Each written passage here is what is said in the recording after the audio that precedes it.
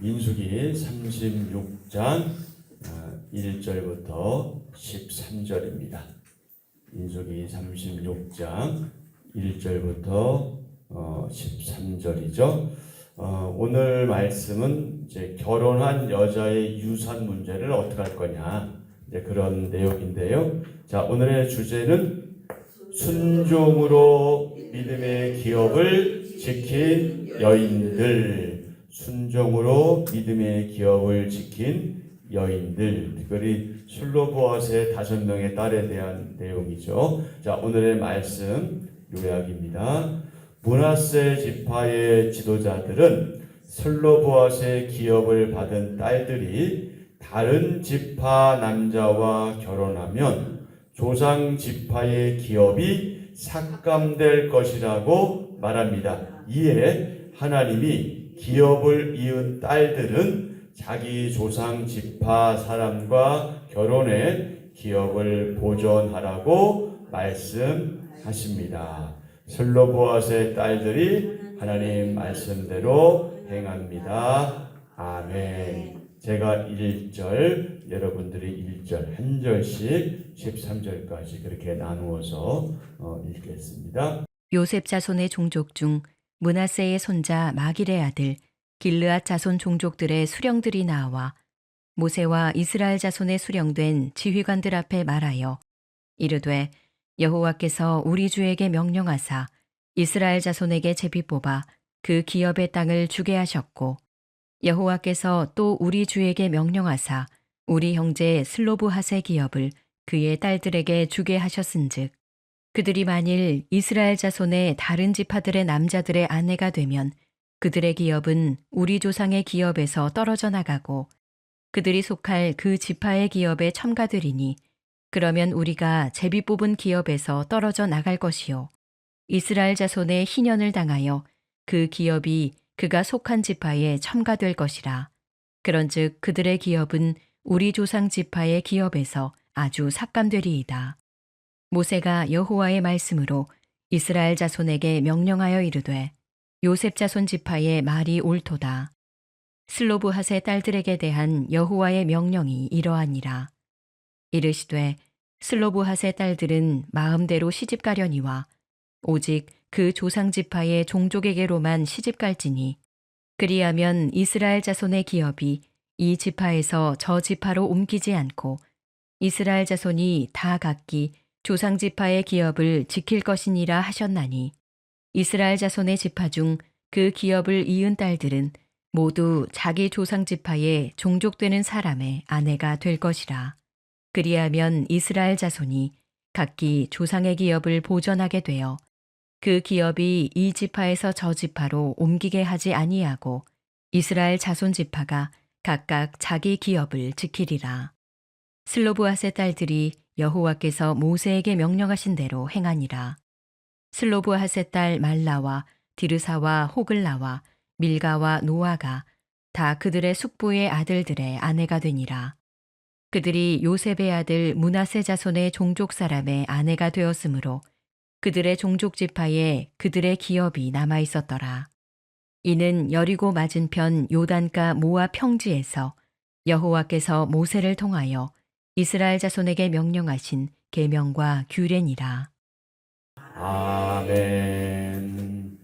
자, 오늘의 말씀도 두 부분으로 나누어졌죠.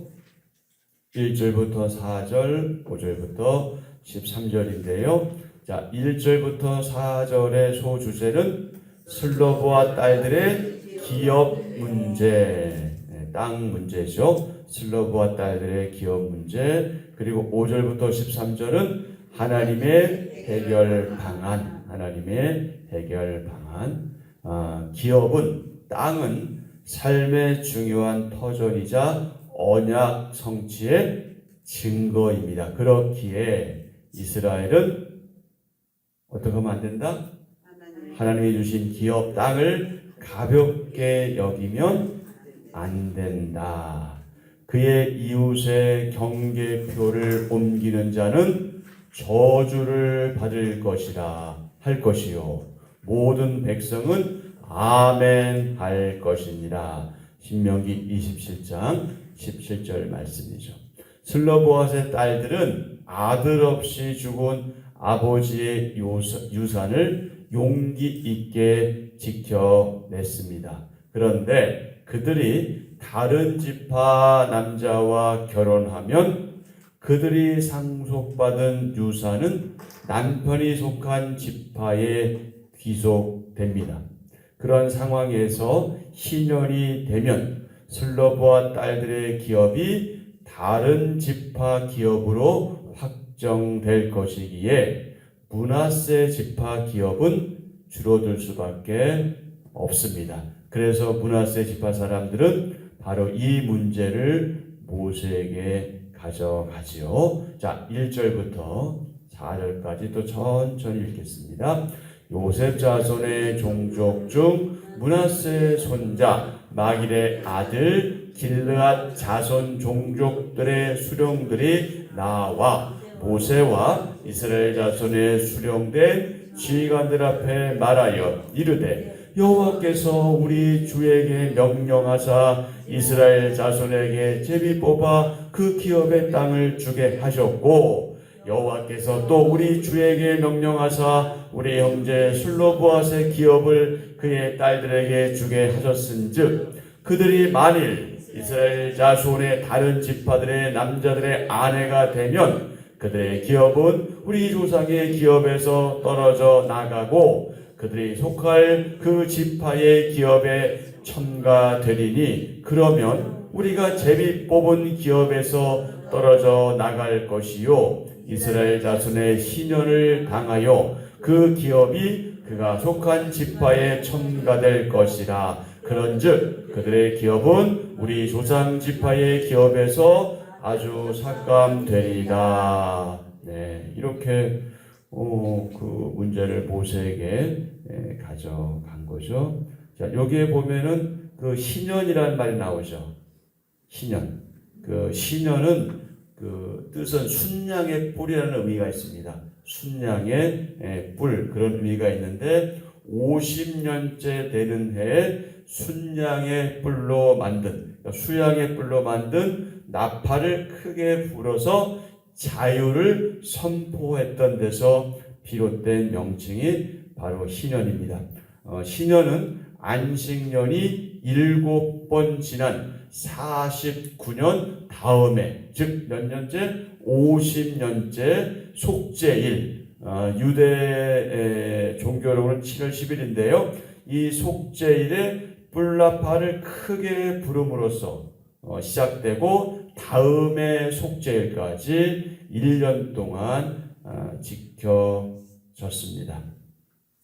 안식년이 7번 지난 다음에 곧 50년째 되는 해에 지켜진 희년은 안식 자유를 누리는 기쁨의 해였습니다. 한 해 동안 땅은 쉬어야 했고요. 모든 토지와 모든 가옥은 원래 주인에게 되돌려 주어야 했습니다. 그리고 그 종의 약정서라고 할까요?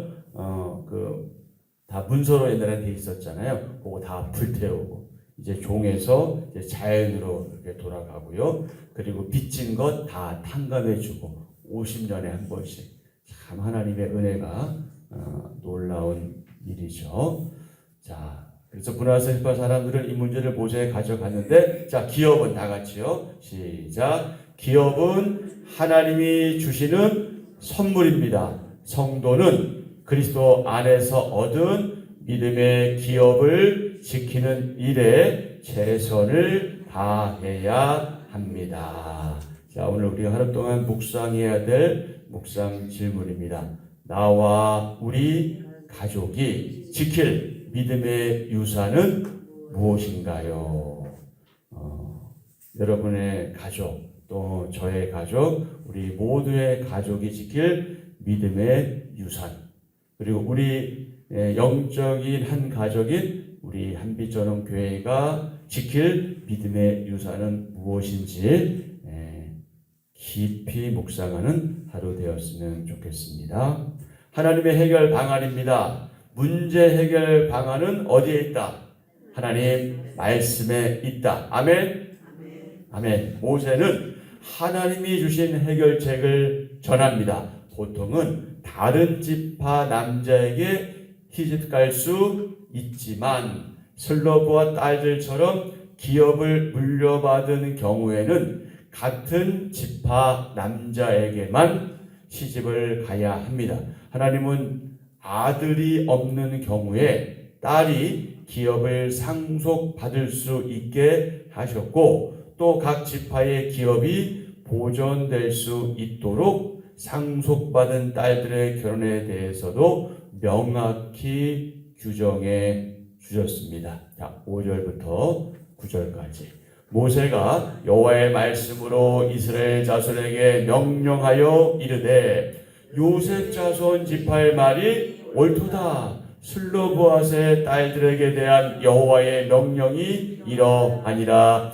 이르시되 슬로브앗의 딸들은 마음대로 시집가려니와 오직 그 조상 지파의 종족에게로만 시집갈지니, 그리하면 이스라엘 자손의 기업이 이 지파에서 저 지파로 옮기지 않고 이스라엘 자손이 다 각기 조상 지파의 기업을 지킬 것이니라 하셨나니, 이스라엘 자손의 지파 중 그 기업을 이은 딸들은 모두 자기 조상 지파의 종족되는 사람의 아내가 될 것이라. 그리하면 이스라엘 자손이 각기 조상의 기업을 보존하게 되어 그 기업이 이 지파에서 저 지파로 옮기게 하지 아니하고 이스라엘 자손 지파가 각각 자기 기업을 지키리라. 아멘. 슬로브와 딸들은 하나님 말씀에 순종해서 숙부의 아들들의 아내가 되어 그들이 속한 지파의 기업을 지킵니다. 자, 10절부터 슬로브앗의 딸들이 여호와께서 모세에게 명령하신 대로 행하니라. 슬로브앗의 딸 말라와 디르사와 호글라와 밀가와 노아가 다 그들의 숙부의 아들들의 아내가 되니라. 그들이 요셉의 아들 므낫세 자손의 종족 사람의 아내가 되었으므로 그들의 종족 지파에 그들의 기업이 남아 있었더라. 이는 여리고 맞은편 요단가 모압 평지에서 여호와께서 모세를 통하여 이스라엘 자손에게 명령하신 계명과 규례니라. 아멘. 자, 민수기 마지막 장에서 자기 욕심을 따르지 않고, 뭐를 따르지 않고요? 자기 욕심을 따르지 않고 무엇에 순종한? 하나님 말씀에 순종한 슬로브와 딸들의 행동은 광야에서 불순종을 일삼던 이스라엘 백성에게 귀감이 됩니다. 자, 그럼 여기서 우리가 한 가지 좀 짚고 넘어갈 문제가 있는데, 그게 뭐냐? 오늘 말씀에서도 말씀했지만 우리가 기억해야 될 것이 뭐냐면, 왜 기업을 이을 딸들은 자기 조상 지파 남자에게만 시집가야 했는가 하는 질문입니다. 결혼 대상을 제한시킨 목적이 있겠죠. 뭐 하나님이 그냥 말씀하진 않으시니까 목적이 있는데, 그 목적이 뭐냐면 각 지파가 소유한 땅을 이동 없이 그 지파 내에서 계속해서 보존시키시기 위하려는 그런 목적이 있습니다.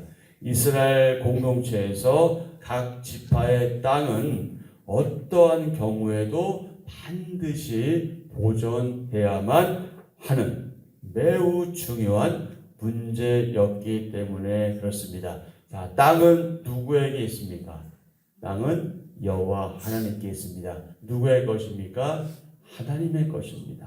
땅은 하나님께 속해 있습니다. 그래서 이스라엘에서 땅을 파는 행위, 땅을 매매하는 행위는요, 레위기 25장에 기록된 모세 율법의 토지법을 어기는 행위였습니다. 그러니까 절대로 땅을 팔 수가 없는 것이었어요. 아까 제가 신명기 27장 17절 읽어드렸잖아요. 그의 이웃의 경계표를 옮기는 자는 저주를 받을 것이라 할 것이요. 여기까지가 어떤 지파나 어떤 개인의 땅인데, 이 경계석을 옮겨서 다른 데로 옮기는, 이거는 저주를 받을 정도로 하나님께서는 그 지파에게 허락된 기업 땅을 매우 중요하게 여기셨는데, 여러분 잘 아시는 그 아방 있죠. 아방이 나봇의 포도원을 가지고 싶었잖아요. 근데 내가 돈 다 줄 테니까 너 그거 나한테 팔으라 그랬잖아요. 아니 일반 백성들이 왕이 팔려면 얼씨구 좋다고 팔아야 되지 않겠어요? 그 왕이 돈 조금 주겠습니까? 많이 주겠죠? 나보다 어떡합니까? 팔지 않잖아요. 그 결과가 뭐예요? 죽음이잖아요. 아합의 아내가 누굽니까? 이세벨이잖아요. 이세벨이 꾀를 내가지고 두세 사람을 거짓 증인을 세우잖아요. 그래서 이 사람이 여호와를